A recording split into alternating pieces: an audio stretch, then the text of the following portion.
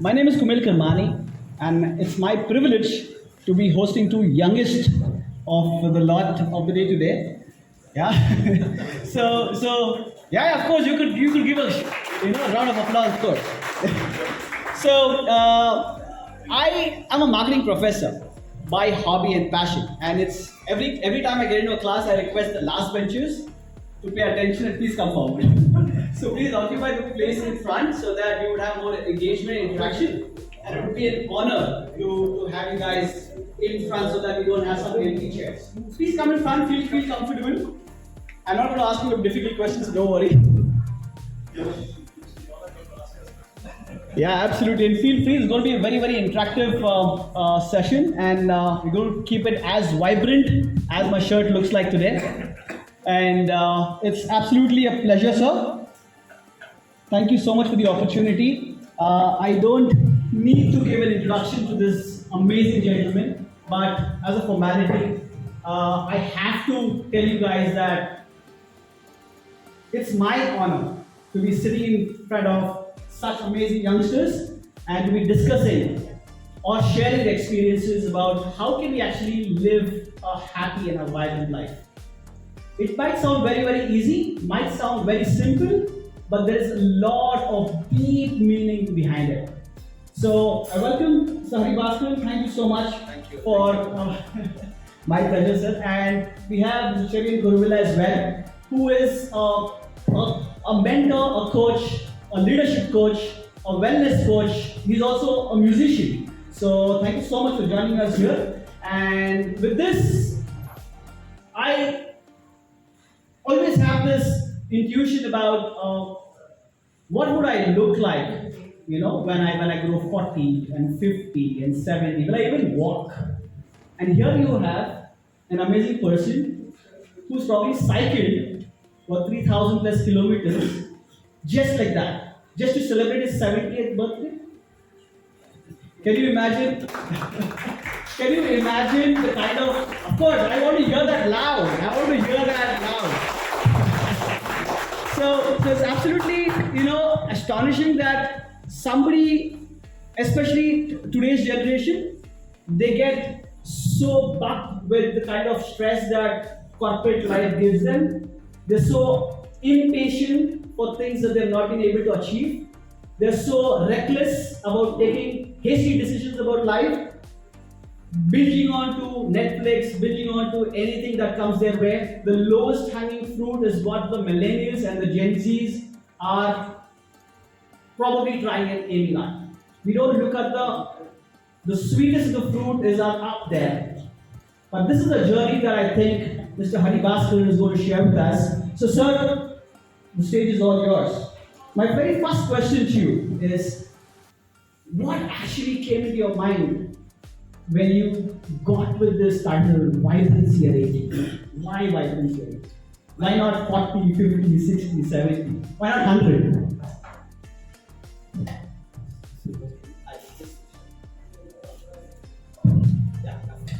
Hello, good to hear you. Kumail, thank you so much, and Cherian, always a pleasure to be with you, and wonderful that we are sharing the stage together.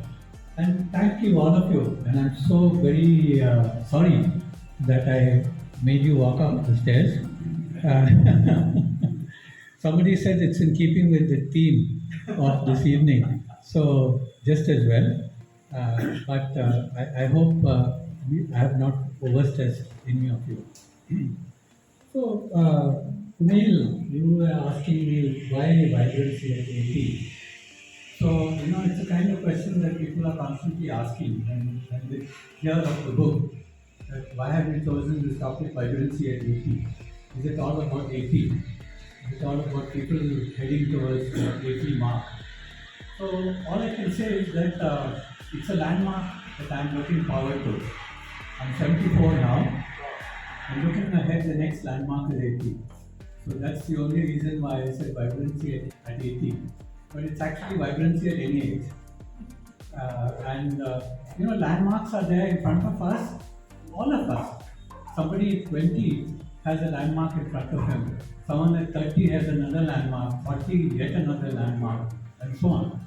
So we all have our landmarks.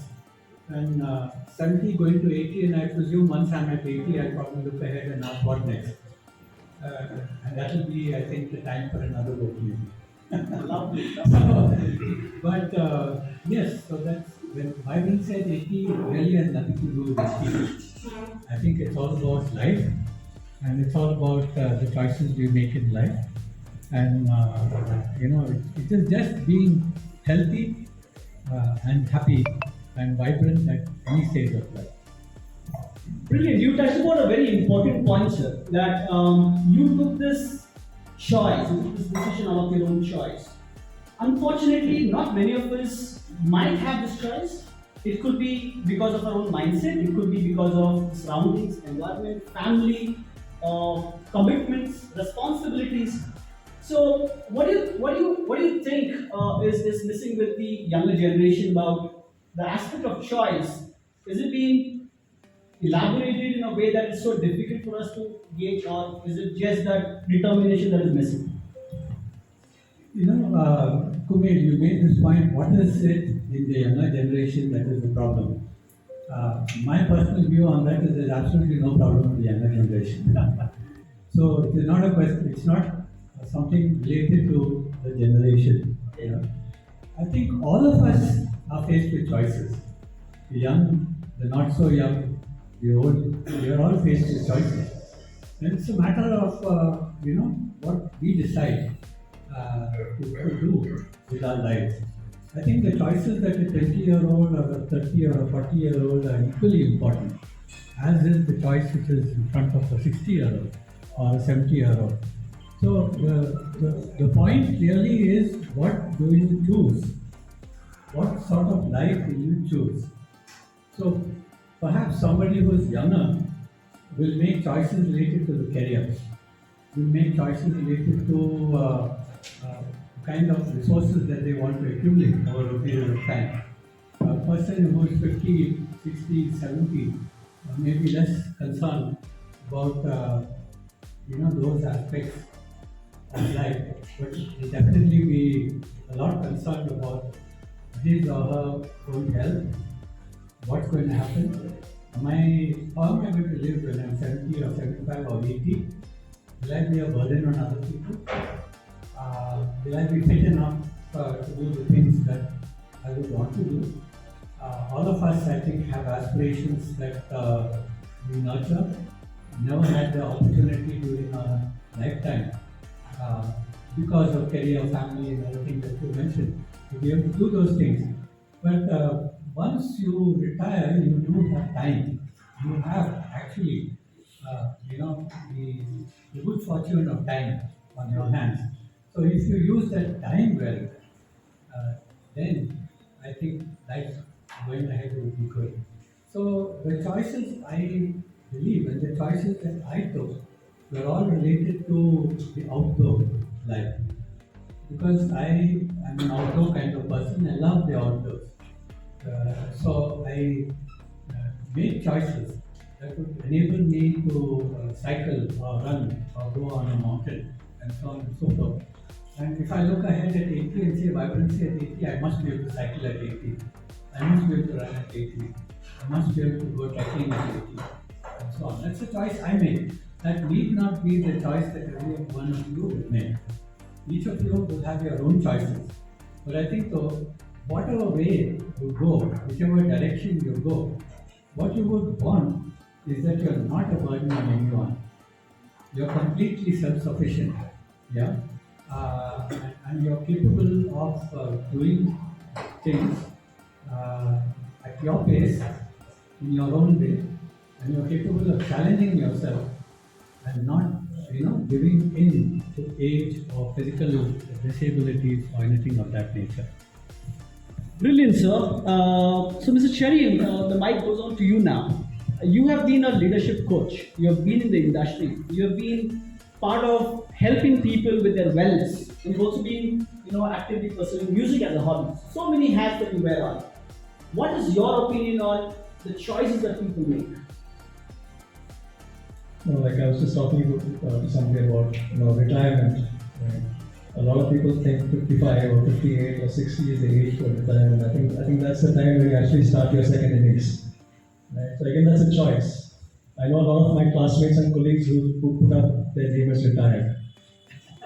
And the only thing they do after retirement is go for a walk in the morning or nothing else. So I think, you start becoming more sedentary in your lifestyle. You start thinking about what's happening on politics, what's happening in the world. You get active in WhatsApp groups. You start watching negative news articles, news items, right? So you keep filling up your mind with negativity. And that's again a choice, right? So I think those are the kind of things that when I talk about wellness, it's not just about physical wellness. It's about your holistic view on life.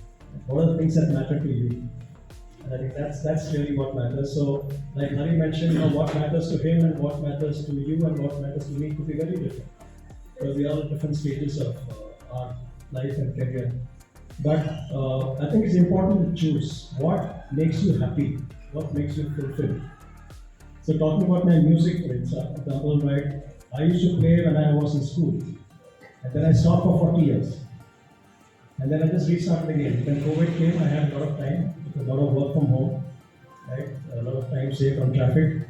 So I said, let's use that time more productively. So I picked up my harmonica again, restarted again. And I enjoy it. So I think it's important to find what are those things that you enjoy, which give you joy, and when you share it, it gives others also joy. I think that's been my approach of wellness as a holistic kind of approach, and not just focusing on leadership or not just focusing on business or entrepreneurship. That is work. There is work and there is passion and life. I think it's about how do you get the balance of all three. And each one is so unique and different. I think that's why we have to sort of understand what motivates somebody, what doesn't motivate somebody, what will be that trigger that will get that person started. Brilliant, Cherian. So you summarize this point very well, saying that it's the culmination of many things, both your professional and your personal life put together. It's the bottom line is your decision end of the day. And just to recall, while I was reading this book, I would love to read out a very important lesson that has been mentioned by Mr. Hari in this book. Was an article or the chapter by Dr. Natarajan. It says, there is no retirement in life. Retirement is a situation imposed by the rules of employment. Do we retire from life or employment? This is a very important question that actually triggered me. So most of us think that when we retire at 40, we actually retire from the work that we are spending. We would have spent about 20 odd years of our lives. But most of them silently also stop living. They retire from their hobbies.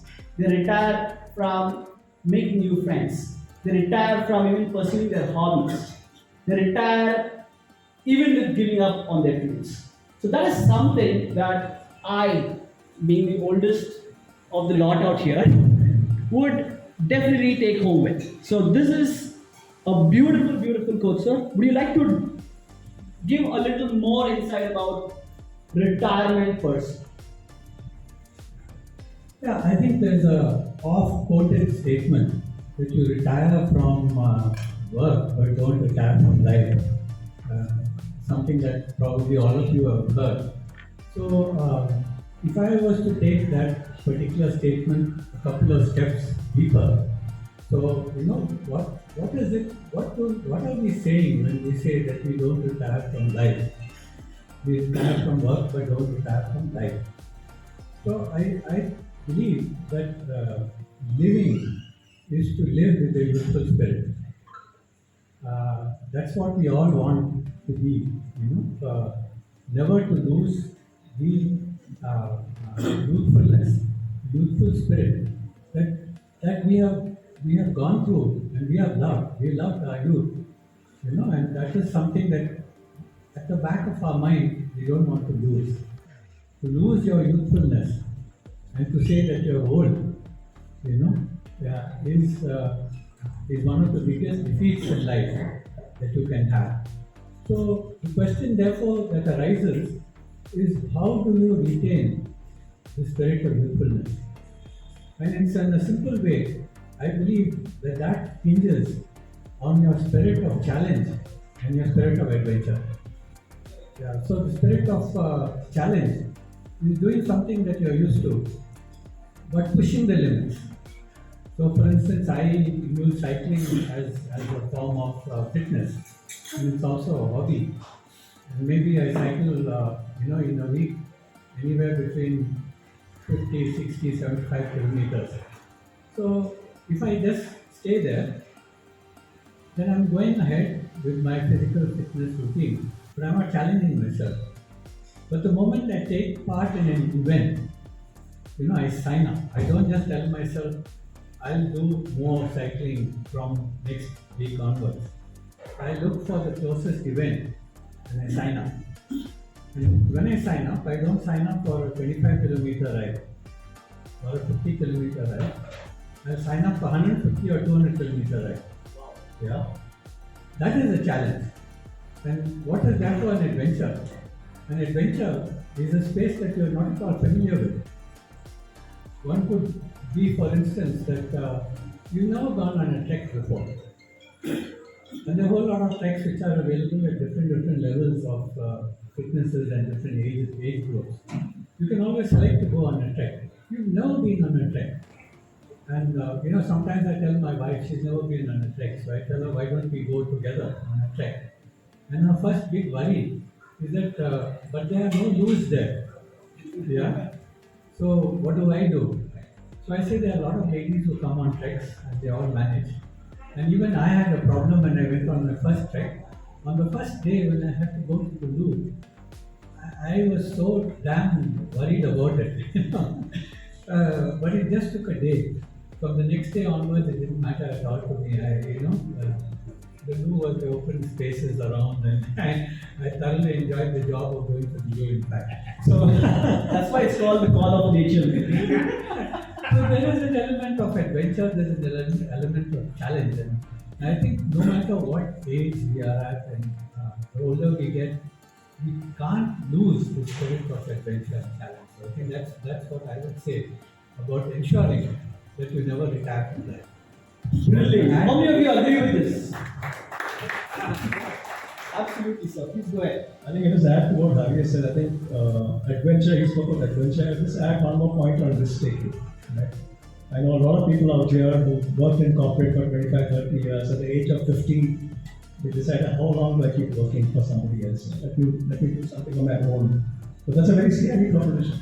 Right? Yeah. They're used to your monthly paycheck, they're used to all the perks, they're used to the corner office, and then suddenly you are operating from your dining table. Right? You are nobody. Your titles are gone, everything is gone. You're the same person. But that's very scary. And a lot of people actually make that plunge and then struggle with it. And I think that's where the mindset comes in. Right? Are you willing to take a risk? Are you willing to do things that are outside your comfort zone? It's a very commonly used word, but do something that you've never done before. Willing to give it a shot. If it works, it works. If it doesn't work, it doesn't work. You figure it out again. So I think, I would just add that one point to what Hari said. Sorry. I just wanted to add something about when we think about a challenge and an adventure and going outside of our comfort zone, etc. Sometimes we can be within a box. These are the things that we do. Yeah. But there are things that you can do which are completely different from the ordinary. There was a lady I was hoping would come for today's event. She could not come because she chose to take her 10-year-old daughter on a trek, and they've gone on a trek. But this is what she told me when I last met her. And I asked her what was she up to these days. She said, I always dreamt that I would sell pani puri on the roadside. Yeah? And that's exactly what she did. So for 2 weeks, she set up a pani puri stall on the roadside and was selling pani puri. When I asked her what was the experience like, she said it was so lovely. Yeah. First of all, I was doing something that I always wanted to. It was close to my heart. And the second thing is I met such amazing people. People would walk up to her, because they see a person like her standing on the roadside selling pani puri. Yeah. Including people from the disadvantaged sections of society who walked up to her and saw her as a sort of a role model. They said, look, I want to do something for my family. I have to stand by the roadside and sell, but I don't know how to do it.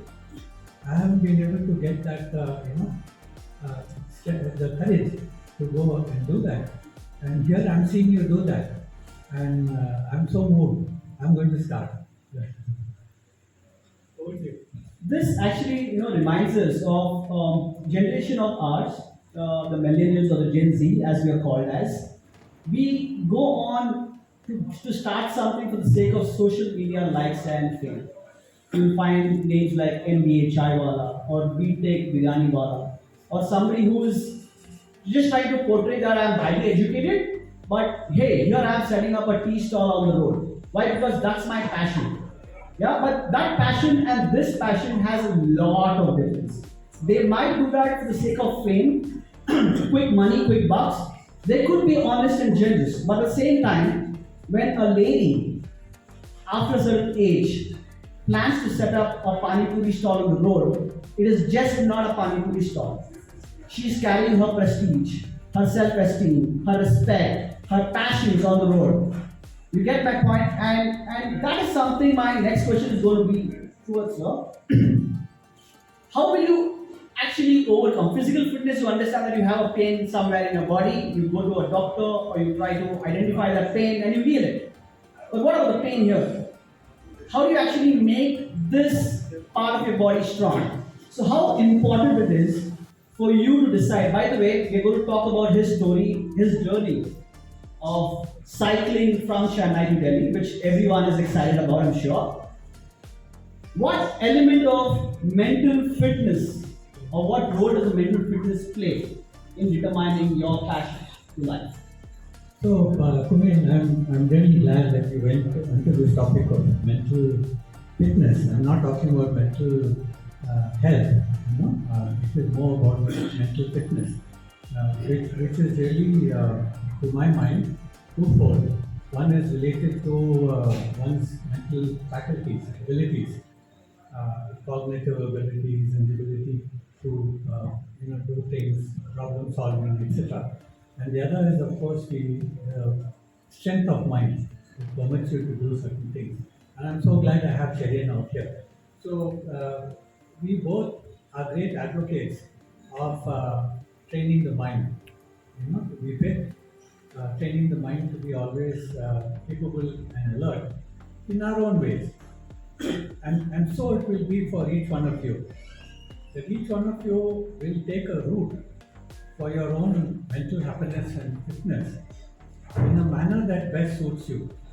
And I think when both of us speak, you will see how differently we go about strengthening our mind and going about making sure that we always remain alert and happy. Yeah? So here's my side of the story. So obviously, since my life revolves a lot on the outdoors, so it's really a question about never giving up on a task. So whether it is cycling from Chennai to Delhi or any other kind of task that you take up, I think I covered in the book smaller things of 250 kilometers in one go. So something like 3,000 might look amazing, but if you're in a race and you're cycling for 250 kilometers without a break, these are two different things altogether. And believe me, your mind plays enormous amount of tricks with you when you're cycling like this. In fact, the first time I went on an event in which it was a 250 kilometer event, my mind kept telling me, that I don't belong here. Because all these guys out here are all super athletes, and they're all so much younger than me. So I was at that time probably about 64 or 65 or 66. Nowhere near any of them. Yeah. So my mind just kept telling me that, you are here, but you don't belong here. And so it was not very surprising that I did not do 250 kilometers. I stopped. I ended at 200, and I told myself 200 is good enough. Yeah. But that bugged me. It kept telling me that this could not have happened. that I registered for an event which was 250 kilometers and stopped at 200. So the following year, I signed up for 250, and this time I made sure that I completed it. And believe me, there was pain all over, pain in the legs, pain in your butt, pain all over, pain in your shoulders, and so on. But one never gave up. So the tools that I have found very useful to me in terms of mental strength have always been related to action. So that action, for instance, would be that if I set up a program for the week, and that program for the week includes a daily program, and it includes a physical fitness routine, it includes a whole lot of other things that I'm supposed to do. I make sure that I never falter on. So for instance, if I tell myself that today I am cycling 25 kilometers, that's the routine for today. Then when you start in the morning, your brain always tells you, no, that today is not a good day. I mean, you don't seem to be at your best. So don't do it. So you take it one easy today, go for a small walk. That should be good enough. Tomorrow you can cycle. Believe me that tomorrow will never come. Yeah. So no matter how you feel, get onto your cycle. I have to get onto the cycle and do that 25 kilometers. And there is no question of saying 20 is enough, 20 is fine. If I have said 25, then 25 has to be done. Yeah? Not even 24. And every activity that I have set for the day has to be completed. If I cannot complete it, the very next day it has to be completed.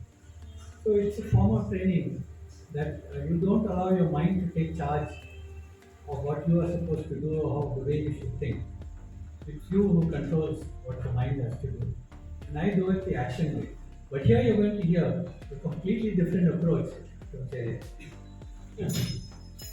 I think for me, mind control started, when I was doing my engineering in the last final year. 3 or 4 of our classmates, we decided, somebody spoke about meditation. We didn't know anything about meditation. So we were just early 20 at that time.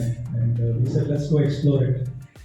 And we went and started meditation, I think in 1978. And even today, in 2023, I have not missed a single day of meditation. First thing in the morning, at least 30 minutes, sometimes 40 minutes, every day, day after day after day. So it's like brushing your teeth. I don't think about it anymore. It's just become part of the routine. And I think meditation has played a huge role in the way I evolved as a person. Because even we did our engineering in early 80s, we passed out, right? Those days there were no campus placements. You just had to figure out and find a job for yourself. And I was a typical quiet introvert kind of a guy, but I chose a career in sales, which is very unlike me. A sales guy is supposed to be very talkative and very aggressive and very pushy. I had quiet confidence. I was aggressive in my own way, but I was not a typical talkative kind of guy. Even now I am not. But even now, when I meet my college classmates 40 years later, I'm still the quietest in the batch. Right? But I'm saying meditation strengthened a lot of resolve, I think, a lot of discipline. In a hostel, I used to get up at 4:30 in the morning and do my meditation, which is unheard of. People used to sleep at 1 o'clock and 2 o'clock. I used to get up at 4:30. And I think it sort of influenced a lot of things that happened beyond that in terms of career, in terms of the confidence, in terms of the discipline.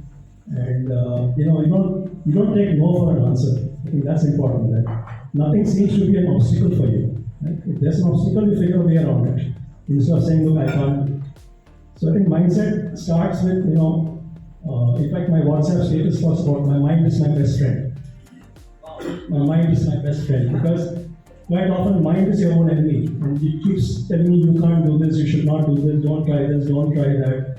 All the limiting beliefs that typically come up. I use all these principles in Dhyan and coaching as well.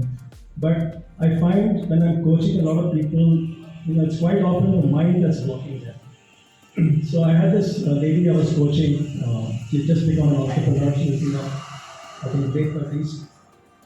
And during the coaching program, she said, look, one of the things I'd love to do is to go solo trekking. That was the thing that she wanted to do. So I kept asking her, so what's stopping you? Nobody had asked her that question before. So I said, what's stopping you? She said, family, I have a 5-year-old kid. How can I just go on my own? They'll be concerned. I said, you want to do it? Just do it. And she actually did it. She actually went on a solo trek to Himalayas, to base camp, spent time there. She loved it so much that next year she went with her 5-year-old kid. Right? And recently she was telling me she went with her 10-year-old, that kid has become 10 years old now. With a 10-year-old kid and her husband and another family. So she was holding herself back. That's something she really wanted to do, but it needed that core secret tactic. And I think mindset is all about getting rid of those cobwebs. And I think maybe my practice of meditation also has helped me that when somebody gives an excuse, I see it as an excuse. When somebody says I don't have time, I say bullshit. Don't tell me you don't have time. Figure out how to get time. Figure out how to make time in your day. 24 hours is a lot of time. Don't say you don't have time. So even when I was working in Bombay, I had a 6-day week, 6 full days week, 70 kilometers of commute up and down. Luckily, I could afford a driver at that time, so I had no problem. So at the end of the work day, on the way back home, in the car, I would be sitting at the back and doing 40 minutes of meditation. So I would reach back home at 9 o'clock, nice and fresh as I was just starting my day. So it's about making time. Not making excuses, but figuring out what will work for you. And again, each one's trigger is different. Quite often they struggle and then they get stuck and they give up on that. It becomes an excuse, it becomes a justification. I think that's why I think mindset is so important. That if your mind is your best friend, I think all your problems are solved. Brilliant, sir. Sir, just to add on to this aspect of it, my follow-up question would be, having studied from IIM Bangalore and having worked at the leadership level at HCL and other top companies, we know the corporate world is very structured. They've got processes in place, they've got a system in place. Has that actually helped you guys to formulate your life better? Because we've also got housewives, we've also got people who've never got the opportunity to even work for a corporate world. They may not have followed a process or a plan to lead their life. They may not even have a disciplined way of living their life. So for somebody who is as, say for example my mom, she's never gone out of her way to work, and now she's touching 60s, 65 and stuff. So if I tell her, mom, let's go for a walk, 100 meters and 200 meters, bus. You get my point? So it's very difficult to get that mind frame into that kind of a person. So what are the tips or what are the snippets that you would, as a coach, as a mentor, would like to give our audience, simple remedies or tricks that we could apply in our lives?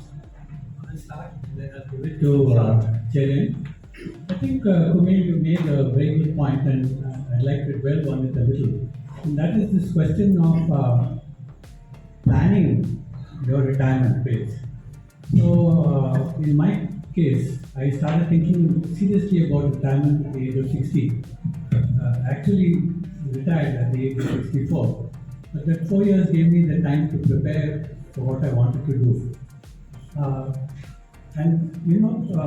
Post-retirement, you have a lot of time on your hands. But that does not mean that you can do everything you want to do. In fact, one of the things that I realized was that there are so many things that I want to do, but I cannot do all of them. I have to prioritize and have to decide what I'll do at what point of time. At the same time, I have my own goals and aspirations for the period of life post-retirement. So, being a very structured person, that's our training. One therefore went about this whole act of planning for retirement in a very structured way. And I have found it very useful because I sort of write it out and say that this is what I'm going to achieve in this quarter, or this is what I'm going to achieve during this year. And yes, of course, there are spillovers from one quarter to the other, but I'm not in a vacuum. I'm not living my life in a vacuum. Practically every day, every month, every quarter is a fairly planned thing. And this planned process and planned way of life came from my upbringing. But it has worked for me. I strongly believe, I always urge a person not to live in a vacuum with no clear goals or no clear understanding of what you want to do, but just taking each day as it comes. It doesn't, I don't think that would work. Maybe it would work. I'm not saying that one should have a book and enter everything in a book or write one's goals and so on and so forth. But one should be extremely clear in one's mind what one wants to do and what one wants to achieve. But If you like, no, I think talking about retirement, I don't think I've retired yet. Right? Although I left corporate at the age of 52. Because I realized from 52 to 58 is the last leg of your corporate career, that when things start slowing down, that's when the younger people start getting senior roles. I said I have the option of continuing making money and slowing down, or I have the option of reinventing myself. So then I have a business partner in Delhi, ex-colleague of ours from Charlie. So we were speaking and we said, look, what do we have? Between the two of us, we've got 60 years of experience. That's a hell of a lot of experience. We got grey hair. So the point that we are debating is grey hair an asset or a liability? Right? And we decided it's an asset. Right? beards instantly also going. Yeah. So grey hair is an asset for those who color their hair. I'm saying that grey hair is an asset in terms of the fact that it comes with a lot of experience, and that experience could be useful to many other people. So we had no plan as to what we want to do. We just kept figuring out, so what do we think we should do? And we said, look, we got the 60 years of experience. I think there are a lot of guys who can benefit from it.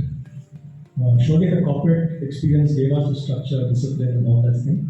But we said, look, the guys who possibly can benefit from it the most are not larger corporates, but let's focus on entrepreneurs, SMEs, family businesses, small startups, right? They have not worked, many of them are not worked in corporates. Many of them have not been exposed to these corporate structures and disciplines and planning and execution. So we took that as a choice, saying that let's start as business mentors and actually start offering our expertise and experiences to anybody who wants to grow their business. Now, we didn't see that as a profession. We saw that as a passion. Learning, giving back our learnings and experience was a passion. So even today, although I've been doing it for 13 years, I've never seen it as a job. It's not a job for me that I have to do to earn my money. I do it, I enjoy it, and I think some of the people who've been some of my victims are here. I will mentor them and put a lot of pressure on them, and I think they're happy, that's why they came here today. Right? But I'm saying that we bring in the corporate structure and pressure to an entrepreneurial mindset, and I think that's a good marriage. So when we are able to reinvent ourselves and pass on those learnings to others, I think it gives a lot of satisfaction. It's a lot of satisfaction, and every day I'm motivated as to whose life can I make a difference to today as a coach, whose business can I make a difference to today as a mentor. So the sense of purpose that comes in. Right? So unlike Hari, I don't think I have not made a 1-year plan. I have not made a goal. I have not made this quarter I must do so much. I am going with the flow. In a way, I'm creating my own. And I think that makes then retirement doesn't come as an option at all. I remember Shoaib was asking me, Shoaib has been a very senior corporate leader. Now tell me about your journey, because he started his journey 2 years back, 1 year back. 2 years back from a very senior role. Right? So it's always fun to share your journey with somebody who's just starting their journey as an entrepreneur, who's left corporate, because they don't know the struggles that they're going to face. And it's not as rosy a ride as one would think. So giving that back, saying that, look, these are the challenges I faced, this is what I did. It's a good way of experiencing somebody else gaining from your experience. So, to me, retiring is really not an option. When somebody else uses the word re-attiring. You use a different, you attire yourself in a different avatar, in a different cap. And I think then the fact that you work for 25, 30 years doesn't matter. You are now starting a new career, a new role, a new Brilliant, sir. This technically, helps us understand that we've been given this quote every time: a healthy mind, a healthy body, and stuff, right? So the primary function that I have actually learned from these youngsters is priority is your health, how your body looks and feels like, and for that, your mind, which is hidden behind, nobody else can see what your thoughts are, right? You can judge a person's physicality or his strength by just looking at him. Internally, he might be endurance would be great, right? But as Hari was mentioning that cycling for 250 kilometers at a stretch is a race, but cycling 6,000 or 3,000 kilometers in bits and pieces is a different game altogether. So it's very important that I have actually learned this lesson from Hari's book about vibrancy at 80, which talks about not just the physicality and the mind aspect of it, but also add on to the spirituality aspect of it as well. As Cherian was mentioning that meditation is not necessary that you have to just sit in one secluded place at a particular time frame. You are in the loo, maybe close your eyes and meditate. You have the 5 extra minutes, just go up on your terrace, just switch off your phone and meditate. Close your eyes and talk to yourself. For me, that is meditation. What is meditation to you, sir?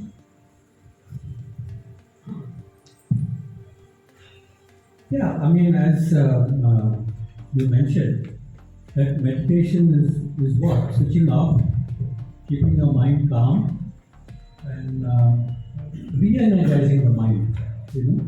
So you can re-energize your mind in very many ways. Cherian spoke to us about transcendental meditation that he does, and from a very, very young age, I've dabbled with that myself, and I do understand the power of transcendental meditation. I, of course, through my spiritual practices, also have periods of quiet. It's periods when we chant, we focus our mind on certain activities, certain desires, certain goals, and so on. So all of these things are actually, ways and means by which you channelize your mind, re-energize your mind. So I believe that the larger understanding of meditation is not an activity just by itself. It is the whole process by which you recharge your body and re-energize yourself and get going on the task ahead. Because many of us, people have got lots of years of experience behind them in this audience, and many of you would definitely agree that at times when you're hassled with a whole lot of activities on your hand, you're hassled with time pressure, and things are worrying you. That worry is not taking you forward. But if you just slow down a little bit, stop for a moment, think a while, use any techniques. Some of the techniques that Cherian is very, very used to, or the technique that each one of us is used to. Just allow that 5 or 10 minutes of time and look at the way in which you get re-energized. And suddenly the door opens, and many of the activities that seem blocked, flow for you. You seem to straight away know what are the priorities, what needs to be done first, what needs to be done second, and so on. So I do think of meditation, as you said, in that respect, but let's get Cherian's view also. Yeah, I think meditation is a very powerful exercise, and it's not something that you have to do it first thing in the morning or in a particular. I think we put a lot of pressure on ourselves. Do it when you get time. On the way from home to here, also I take meditation in the car. Even 10 minutes, that's enough. It sort of freshens me up totally. And today, I think we're talking about spirituality. You go to a temple, or you go to a church, or you go to a mosque and just sit there quietly. A lot of people just love being there because the ambience is very calming, right? Or sitting next to the sea or sitting on a hillside. Choose a venue that makes you feel at peace with yourself. That's important, right? It can't be a very noisy kind of place. I think that's important. Just focus on that. Enjoy the experience and don't see it as something I have to do. It's like walking. I have to do 10,000 steps a day, that's putting pressure on yourself. I did only 8,000 a day, you're putting pressure on yourself. So when I plan my walking, I used to do like 25 kilometers a week. Now I do 50 kilometers a week. I do almost 2 hours a day walking. Some days 1.5 hours, some days 2 hours. No pressure. Yesterday I went to a client meeting and I walked only 40 minutes.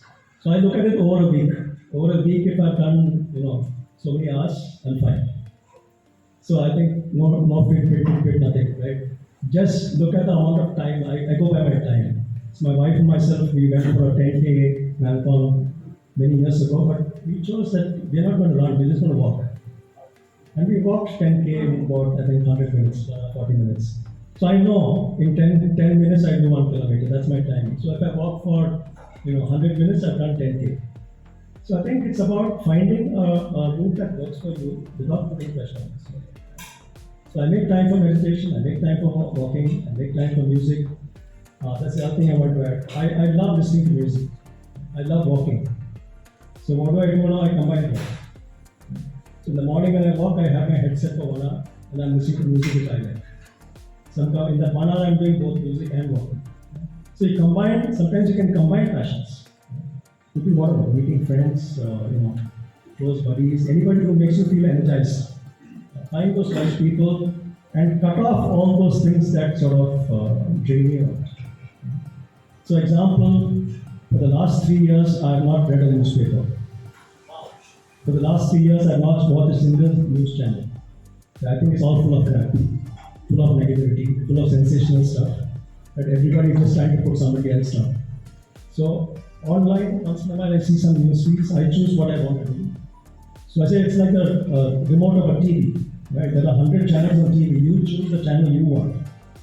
You don't look at others, right? Similarly in life, you press the buttons that you want to press and forget the buttons that you don't want to press. Don't say this is going on, that is going on, this is happening, they're fighting here, they're fighting there. In WhatsApp groups, they're all fighting about religion and politics. And finally, nobody wins. Everybody's frustrated. So I just get out of those WhatsApp groups. Or I just become, I'm part of it, but I'm not part of it. What I call detached attachment. You can be attached to a group of people, could be college buddies, school buddies, family, but you can detach yourself from discussions that don't interest you. So those are all choices to make. And I think meditation gives you that. I think there's a big connection between meditation and detached attachment. You are able to cut yourself off without too much of effort. It comes very naturally to you. Sometimes it is seen as being cold. Sometimes you can be seen as being cold because you are very unemotional. Okay, this happened so well. But that's a choice that you make. And these small things, I think, all go into the whole gamut of mindset. How do you reset your mind to things that make you feel good and not things that drain you out? Great. You can hear that a little more louder, please. So, in the last, 40 odd minutes that we've been listening to these youngsters, I keep stressing on the word because I feel really old next to them. The most amazing part that each one of us can actually take home is the spirit that these two gentlemen are living on. It's an example by itself. You may not find them on newspapers or on headline on television, or it might not be a world record kind of a scenario, but it means a lot to them individually. Today, if Vibrancy at 80 is a book not about Hari Baskaran, it's about the stories of people whom he has met in his lifetime. Stories which have inspired him, stories which have motivated him, stories that can actually motivate each one of us. So this book is not about Hari.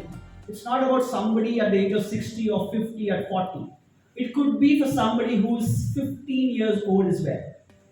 It could be for somebody who is probably taking their last breath on the hospital bed. You never know that last 1 minute they could just smile at their relative whom they have not even spoken to for the last 15, 20 years, and that could let them pass that last few seconds of their life at ease. So this is something that is very, very personal to me, and I want Hari to share 2 or 3 stories that has actually inspired him to write this book. So Hari, this is something that we would love to hear from you. I think we are reaching a time when we should hand over the mic to the audience and get One questions. story. But the only story I'm going to tell you, since you talked about this fact about using a book to inspire. So in the last event that we had in Delhi, same topic of wellness and so on. So a lady came up to me and she was carrying one of my previous books. This was the book on Anglo-Indians. Yeah. So she said, "Can you please sign this book for me?" And she, wanted me to write it in the name of a particular individual. It turned out that she was half Anglo-Indian. I think her mother was an Anglo-Indian, father was probably a Bengali. And she was buying the book and giving it to a person who was in the terminal stages of cancer. And the point that you made about, sometimes towards the end of your life also a book can inspire you, it touched me so much, when she said, just sign this book. First, I want to give this book to that person. He is in the final stages of his life. But that just triggered off the thought process. But to answer your question, there are amazing people all around us. Some of them are quite remarkable individuals because of the feats that they do. But there are also lots of people who are such wonderful individuals. And I think we can learn from all of them. And I found that the more you are connected to people around you, the more you can see what's good in them. The more you realize what they are capable of. And sometimes as a coach, when you reach out to help, and then you see that person's potential just flower, it is one of the happiest moments that you can have in life. To see somebody's actualizing their potential. So I don't think when we think of great people or wonderful people and so on, the book is full of people who are really amazing. The kind of things that they have done are quite spectacular. At certain times you might even read and say, this is not me, I am never going to be like that. Yeah? But the purpose of writing their stories is not to tell you, not to discourage you. It was only to tell you that there are people like this. But don't get caught and hooked on only to people like that. There are beautiful people all over. And it is these people that we have to reach out to. And one belief that I carry with me in life today is that people matter. The more people you have around you in your life, the better it is. The more circles of friends you have, the better it is. The more circles you can cultivate, the better it is.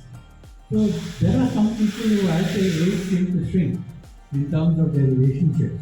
They get into a shell. Their circle of friendship seems to be reducing, not increasing. But I would think that if one wanted to live a happy life, then your circle of friends must keep increasing.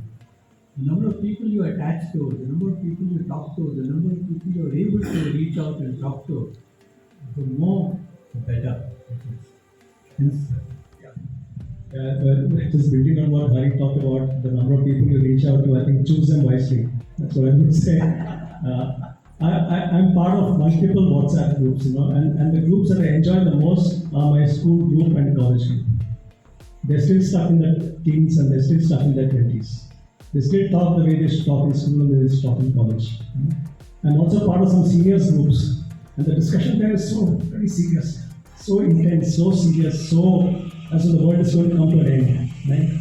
It's a question of choosing which group you feel I belong, and here I'm really going to get a lot of energy from. Where we all seniors. I don't know who decided that 60 plus is senior. Government has decided, right? So I was talking to a cousin of mine, elder cousin of mine. He's like 19 years elder to me. He's turned 85 now. And I remember sometime around 75, I asked him, so when did you start feeling old? And his response was, maybe at 80. He had not seen a book of them, at least, I can say. But even at 75, he did not consider himself old. He's not so physically active, but he used to travel. He loved to travel. He used to travel 6 to 8 months of the year. He had lost his wife early. He used to travel 8 months of the year. He used to enjoy having people, enjoy his company. Right? He's a very social kind of a person. And I think that kept him going. Today's 85. Now he's feeling the age slowly catching up with neck pain, back pain, and stuff like that, which is natural. But I still like his attitude. We share the same birthday, but he's 19 years elder, so quite often we celebrate our birthdays together. But his attitude, inspires all the youngsters even in the family. Wow, can be like that at 80 and can be like that at 85. Wow, love to be that. So this 60 plus and all is all crap. Right? It's good for getting a railway concession, but not for anything else. Right? Senior citizen concessions are good. Use all that, but otherwise don't think that we are. And even in the complex that I stay in, when COVID came, they used to have deliveries to the house only for senior citizens. So I said, I'm senior citizen. Right? For those things, yes. But they said, no, we consider senior citizen only after 70. So they said their own cutoff is 70 for whatever reason. So I think these are things that we should not go by what society has defined. Okay, after 60 you're supposed to retire, after 60 you're a senior citizen. You talk about politics and talk about religion and have your ideas. Choose groups that you draw and gain energy from. Like I said, the school group and college group, even now they talk like they're in their 20s. And that's real fun. It's real fun. And when we guys meet up, some of them come home, they're jamming up, playing music, acting as a Western influence. And I think that's good. Those are things that make you feel young. So we talk about us being youngsters. I think we are youngsters. In our heart, in our mind, we don't think that we are senior citizens. Such as I do. Definitely not. Somebody cycling. I just wanted to take another couple of minutes before we hand over the mic to you. And this was really the question about people whom you can meet and the joy of meeting people and what you can learn from them. So I connected with a lady recently who heard about this book, The Vibrancy at 80, and she wanted to talk to me about it. And what made me go and meet her, and some of my friends out there know her well, was when she told me that she was a marathon runner, but she's now consigned to a wheelchair. But the last TCS 10K, she participated, in the disabilities category in a wheelchair. Yeah. So this interested me, and I said, I must meet this lady. So, to my surprise, I found that she was living in a senior citizen home, Friends in Need Society, in Bangalore. So I went there and I met this extremely amazing lady. Yeah. So the first thing is that she has represented India in hockey. The hockey group,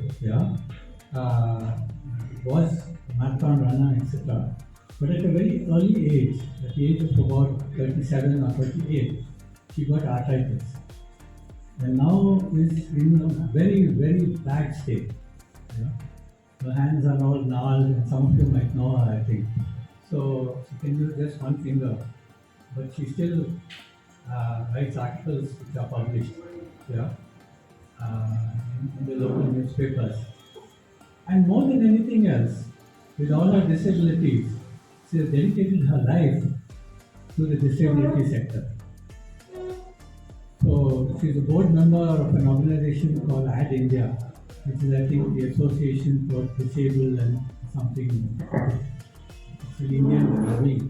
So you do meet, from time to time, extraordinary people.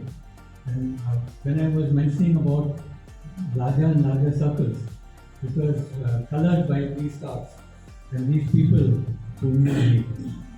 So Cherian's point is also correct. You can meet also the kind that you should not meet. That's not the experience. But I think we should hand over the mic to the audience now. Of course, I would love to take your questions, but I would like to read one paragraph from this book, which has actually inspired me, and it might take about 3 minutes if there is a permission from you guys. Can I?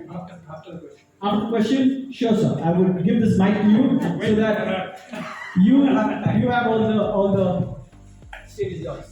Thank you so much. I was worried I was going to forget my question, but it was going on and on. Sorry, lovely session. This was like a meditation for us. Thank you so much. But my question to you, Hari, you started by a very important objective, so to speak, as we become senior citizens and as we start growing.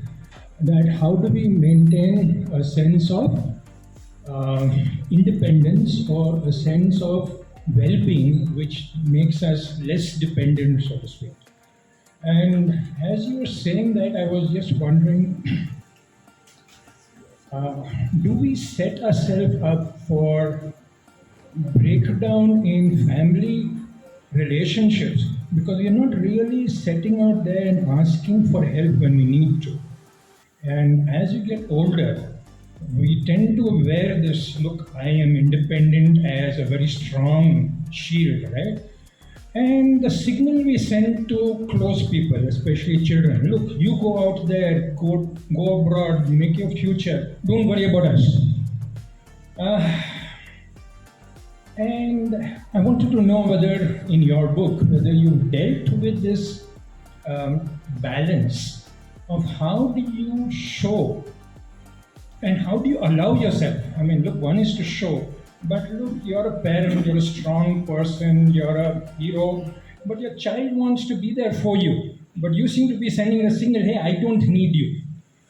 Now, why I'm so sensitive to it, and sorry, I'll just take a minute more, and why I'm so sensitive to it is, I lost my dad when I was 15 years old, and my mom had to look after me, so to speak. But she was very clear that you go abroad, you study, you make your life, don't be here in India, what is there for you there?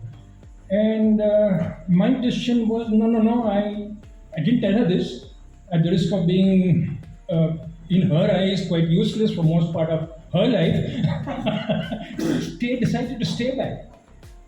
And at 95, when she passed away, she lived 44 years with me, I realized that, look, she was an independent woman, but I would never give anything away to have make that decision to be there for her, right through, right?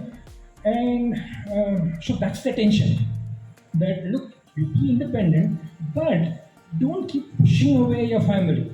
Because she tried to push us away, and it didn't work. So I'm just bringing that out as an element, and I just want to know from you on how you have dealt with it, what's the message for, because I don't want the message to go out saying be so independent that you don't let anybody near you.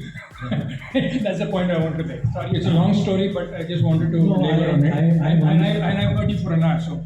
Yeah. All the privilege. No, I have understood the essence of your question very well. And in my life, I've had the misfortune of losing all my siblings at a very young age. And I've been alone. But not alone, because I've had my sisters-in-law. One of them is here, Geeta. I didn't want her to come today because she has fractured her leg and has a rod in her leg, which makes it extremely difficult for her to climb. Yeah? So I told her not to come. But she said, no, I'll come. Wow. It's my brother-in-law's book release. I will come. So what has happened is that our family bonding has never, has meant a lot to us, to all of us. To me particularly, it has meant everything. So for me, the family is the number one part of my life. Everyone in my circle is in some way related to me. It's family for me. My grandson, of course my son and daughter, and so on. So I am an independent person, as you say, but that independence has got nothing to do with the emotional connect that I have with the family. Even though you told her don't come, she came. Okay. See, there you go. That's my point. You should say, look, don't worry, come, I lift you up the stairs. That's the spirit of vibrancy, I feel. So I think the issue really is. No, he came down.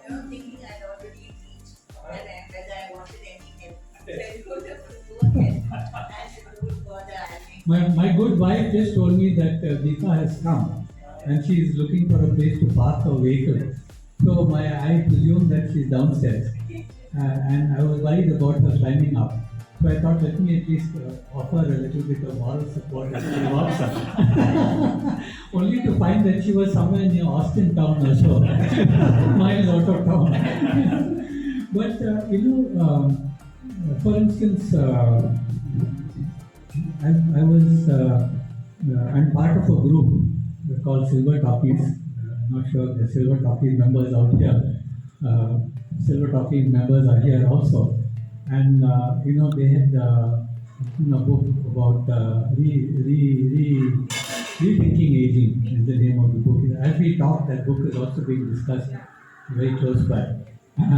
But one of the things that was done was that they wrote about senior citizens who do unusual things. So we had gone driving around, and my wife and I had gone driving around with some friends in Spiti Valley, and we were one of the couples that were interviewed, and the story appeared in some of the newspapers, I think the Hindu newspaper.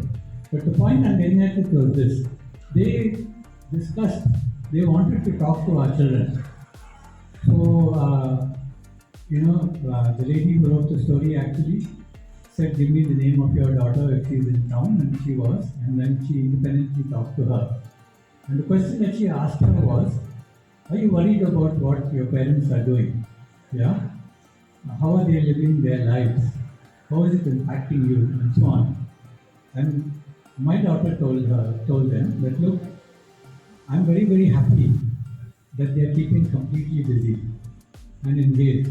In fact, they seem to be having a much more busier life, including a social life, than we have. And she was happy. Yeah. So I think I understand what you say, but stay away. Some people, for instance, Dr. Natarajan, whom I quoted in the book, in fact, I've written a chapter about him in my book, and he is called the father of geriatrics in India. He was probably the very first person to be officially trained and to set up a geriatric ward in the country. If you read his books, and I quoted a portion of his books, one statement he makes is that as you grow older, do not get attached to family. He took that line, including your spouse. Yeah? Including your spouse. Keep a certain distance. And I think that's where you're coming from. And I don't advocate that. I'm not a part of that. Yeah? So I don't agree to what Dr. Natarajan has said out there. So for me, family is everything. Yeah? I will cycle. When I cycle, I turn to my wife and ask her, please accompany me in the support vehicle. She said, what will I do for 2 months? Yeah? You will be cycling, I'll be in the van, what would I do? But eventually she came. Yeah? And I can tell you one thing, that the comfort I had at having her in the vehicle, yeah, is something that cannot be given by anyone else. Wow.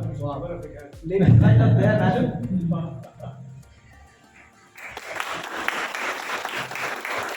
I'm coming to you with the mic, so you will have your point of view as well. So I think I've overstretched my answer, but I hope I responded to the core of what you were asking. I think you can be independent and interdependent.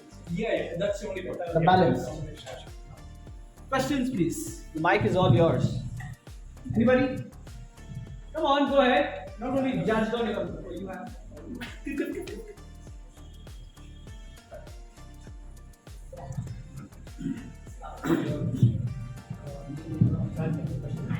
Good evening. My name is Chandramon.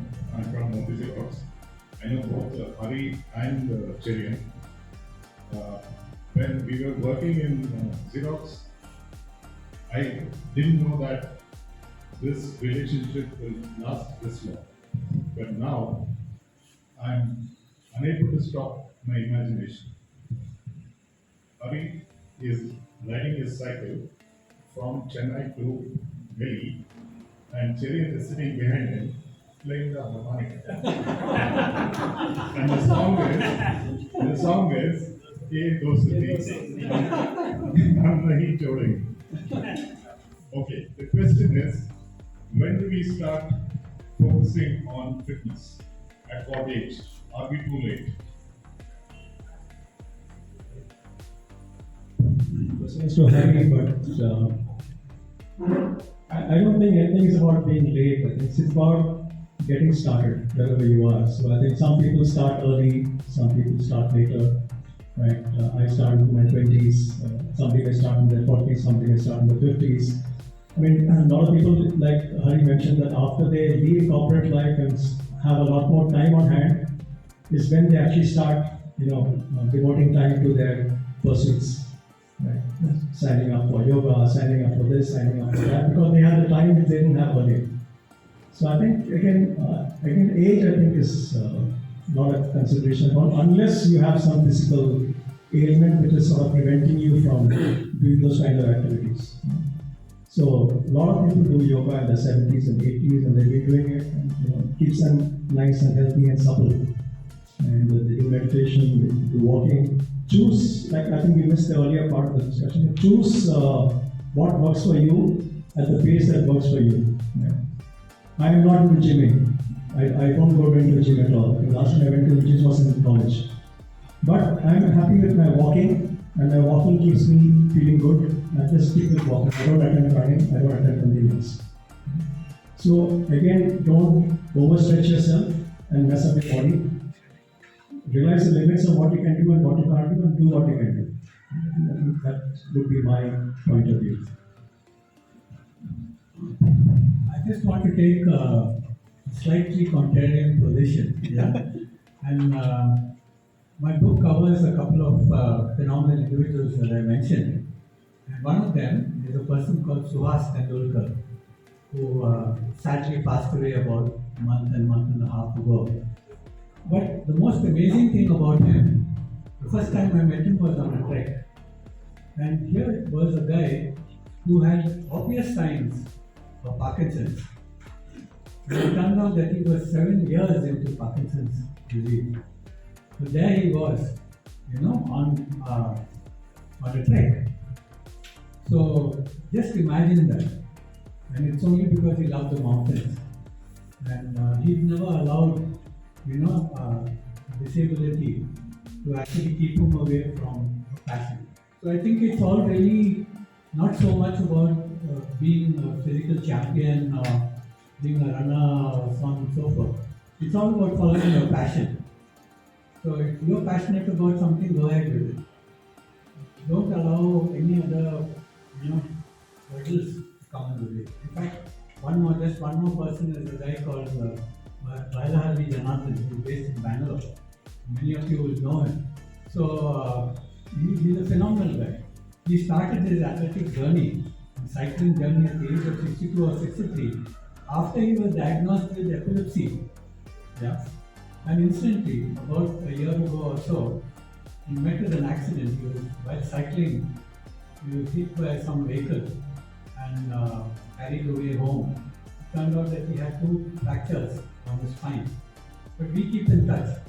So he told me that he is bedridden now. He is not supposed to move. He has been told for about 3 months you're not even to move on the bed. Yeah. But I still remember him telling me, I will bounce back, don't worry. Yeah.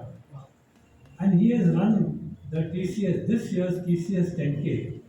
10 kilometers he has gone. Yeah. Wow. He's up and about, he's back. So when you talk about, when should we start this physical journey? It's all a question, as Cherian was saying, what is it you like to do? Is it that you like yoga? Is it that journey that you want to go to? Is it walking that is your journey? Is swimming your journey? Is any other thing your journey? Yeah. As long as it is close to your heart, it is a matter of passionate interest to you, then do it. And there's absolutely no need to worry about age. Certain things are required at any age. For instance, you might get surprised if I tell you at 80 you have to lift weights. But then it is a medical requirement that you do lift weights, because if you don't do that, you probably lose your muscle mass Very, very quickly. More questions? Brilliant. Little more of statement and information. I'm a certified financial planner, and I wrote a textbook simply because I was paid to write it on retirement planning for the CFP curriculum when I was 45. And I think it opened my eyes to the process of retirement. And at 53, I told my wife, I'm resigning the job on retirement. So what are you going to do? They said, look, these are the finances. Okay, these are the finances, they are in place. This goes to doctor's education, this goes to our retirement, and I think we'll be comfortable. So do whatever the damn thing you want to do. And I got into teaching. I said, I have been at somebody's beck and call throughout my career. And rather than die at my own desk or my client's desk, I'd like to die in a place of my choosing. And I got into teaching. I find a lot of people drive themselves to make too much more money than they need to and forget the joys of using that money. Sure. And there's a lot of things I tend to talk to my students, they love it, I love it. But I spend a lot of time teaching those who have not had the privileges that I have. And I think the joy of retirement, you get it out of cycling and writing. I write and I teach, and I have enough and more to sustain me. And one other thing I've done is not a charitable donation, so you will not come to my funeral. My body will get some pathology there. Brilliant. Brilliant, sir. I think the respect of time that we are running short of, we would love to take your questions. But Hari and Mr. Cherian is here. Their books are available at a discounted price.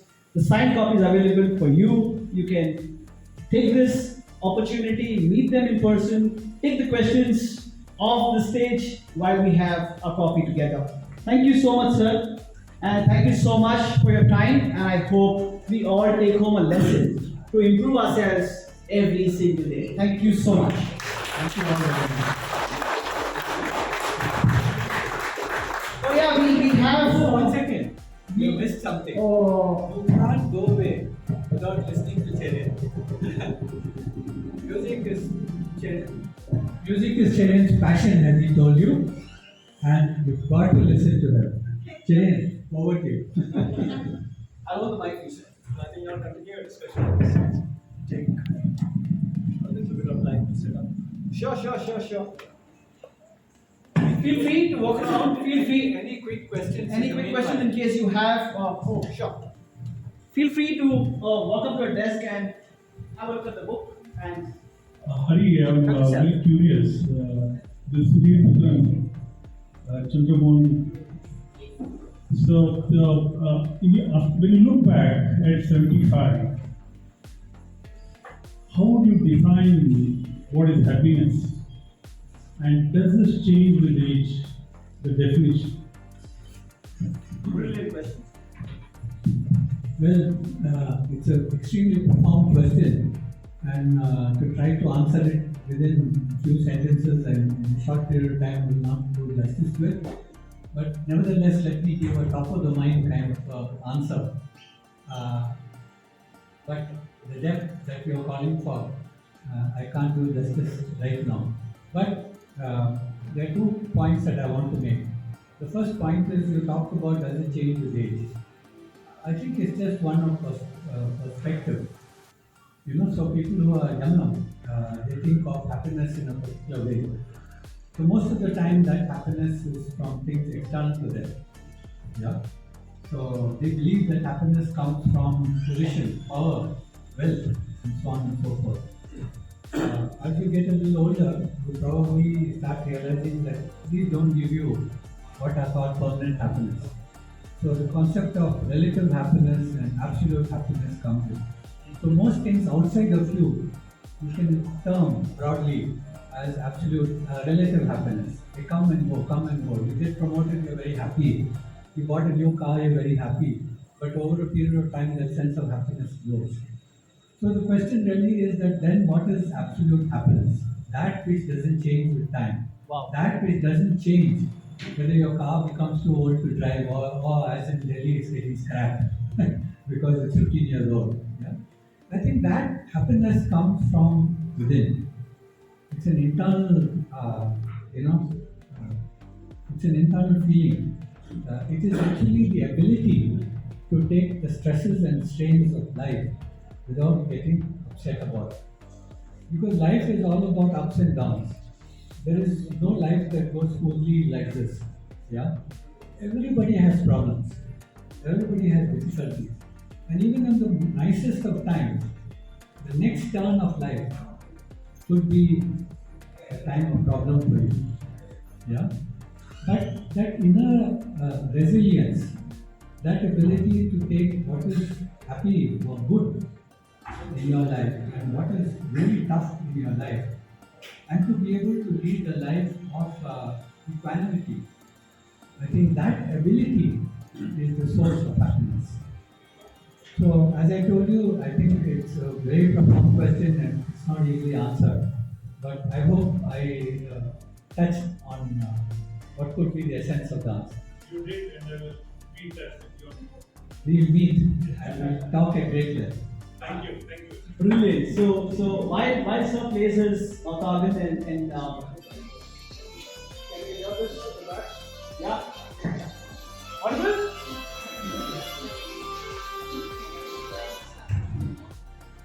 You can carry on. Yeah, you should play, sir. Okay, so like I said, we started playing the harmonica after 40 years. And one of the songs I played was made mostly with my college classmate 40 years back. He's sitting in Calicut, I'm sitting in Bangalore, and he's also wanted to know. I'm not playing that. This song was done with an elder cousin of mine who's about 73, 74.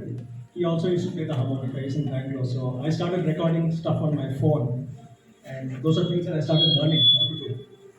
And he said, how do you record yourself? I said, you come home one day. And he came home and we both sat in front of my phone and we both recorded this Indian. Right? So he's 74, so I was like reverse mentoring. Right? I was the younger guy. So I'll play that song. Maybe this time I'll play the song.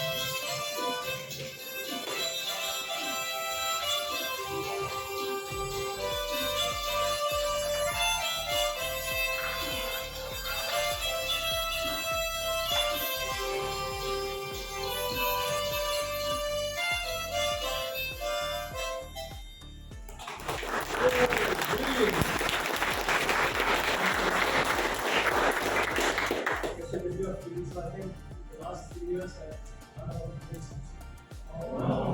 It's a combination of Hindi retro, English retro, and other worship songs. And I enjoyed it, so that's why I will go shut myself to cut myself off at Kona, do whatever I want to.